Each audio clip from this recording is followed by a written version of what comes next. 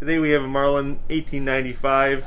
What we're going to be showing today is the installation of our Turnbull Marlin safety filler.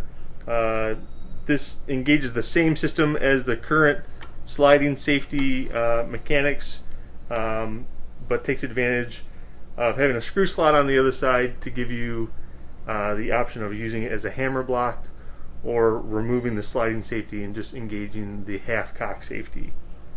So to do this, it's really only about 3 steps. I've already taken the screw out for the stock, so you remove the butt stock,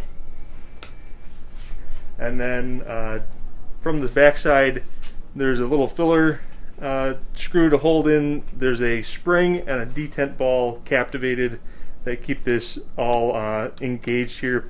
This is a 5/64 Allen wrench, so it's just as simple as removing this filler screw and back. This filler screw is what keeps a spring and a detent ball captive. So we'll slide our sliding safety filler right now over there. See, that's the part that's going to fall out on you. There's the detent ball, and then we'll push out the spring as well. Oh, there it is. So there's the spring that engages pressure on the detent ball, all bared down by that screw. So now from there we're just sliding out the current sliding safety filler.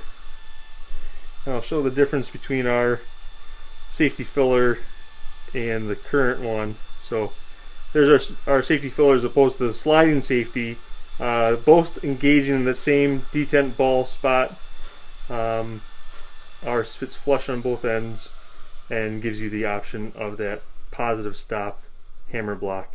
So then just installing it the same way as we remove the first, inserting the safety filler followed by the detent ball, the spring again, and then lastly that screw.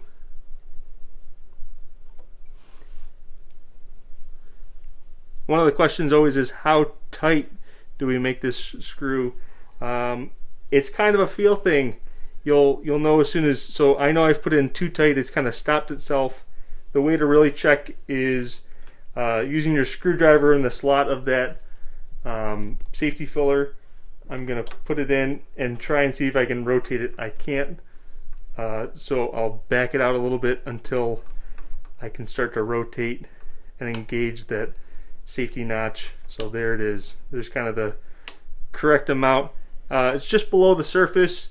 If you had it too light, then the safety filler will start to go past additionally both notches. Now that we have our safety filler installed, let's show how it works.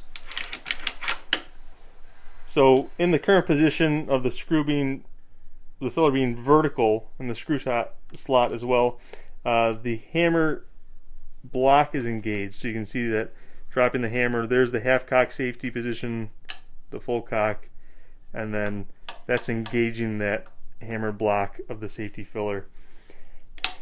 So now giving it a rotation of a quarter turn, we're now in the full fire position that allows hammer to fall fully but still gives us the option of the half cock safety.